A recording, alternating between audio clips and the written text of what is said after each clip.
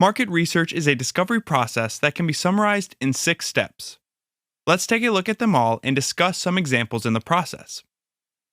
The first step in the marketing process is to define the problem. Let's say you're a tire manufacturer and you're getting ready to introduce a new model for sports sedans. You want to do a study to decide the price of the tire. Congratulations, you've defined your problem, finding the right price for your new tire. This is a typical business scenario where you need some more information to solve a problem or to take advantage of an opportunity. Now that you know what you want to accomplish, you can be clearly focused and effective. The second step is to develop your approach. What type of research will help us answer the question about the tire price? The first decision to make is how you want to collect the data. You can use primary data, which is data you collect yourself through focus groups, surveys, interviews, and observational research. The other choice would be secondary data, data that some other credible source has compiled. Secondary data comes from financial reports, sales records, books, etc.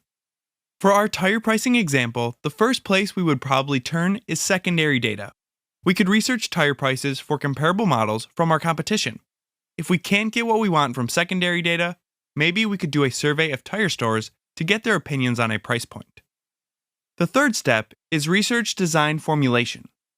Now it is time to design your project and determine the data sources. For secondary data, we turn to the internet. There, we discover tireindustryresearch.com, a good starting point.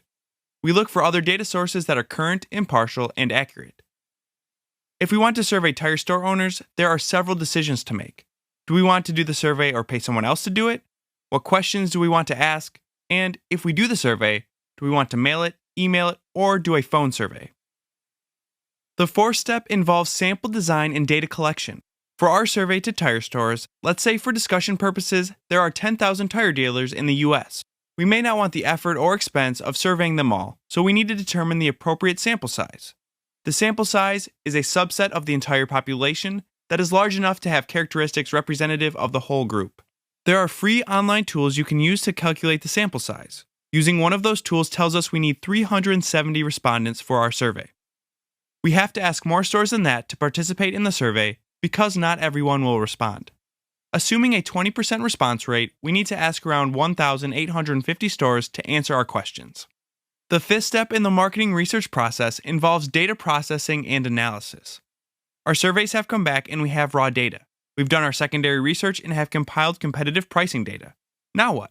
If we hired an outside firm to survey the tire stores, they would provide a report with the data compiled in a usable form. If we mailed the surveys ourselves, we would have to enter the data into a spreadsheet or some other statistical package to look for common themes and patterns.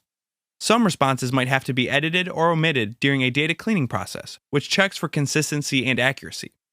Having the data in tabular form, like a spreadsheet, makes it easier to look for relationships between two variables, such as mileage rating and retail price. Our final step is reporting and presenting. People love infographics, charts, and graphs that make it easier to understand statistical information. Spreadsheet programs generate excellent graphics. The results have to be presented meaningfully if the data is going to bring any value to the organization. You need to think about who will read the report and whether or not you want it to include managerial recommendations. Let's review. The 6 steps involved in a typical marketing research project include the following. Number 1. Define the problem. What are we trying to figure out? Number 2. Develop your approach. How are we going to receive the data? Will we use primary data, which is data you collect yourself through focus groups, surveys, interviews, and observational research, or secondary data, data that some other credible source has compiled? Number 3. Research design formulation. What questions are we going to ask? Number 4. Sample design and data collection. Who are we going to ask and how do we gather the responses? To collect data, we would determine a sample size, or a subset of the entire population that is large enough to have characteristics representative of the whole group. Number 5. Data processing and analysis. Once we get the data, what process do we put it through to make it useful? And number 6. Reporting and formatting. How do we report the data so it is clear and useful?